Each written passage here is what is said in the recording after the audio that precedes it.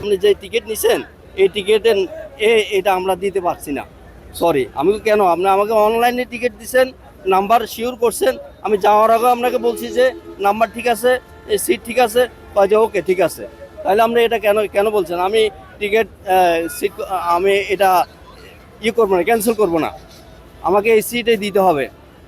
এরপরে এরা কয়েছে না এই টিকিট আমরা এটা দিতে পারছি না, উপরে বিক্রি হয়ে গেছে আগে। তো তাহলে আমাকে কেন দিছেন?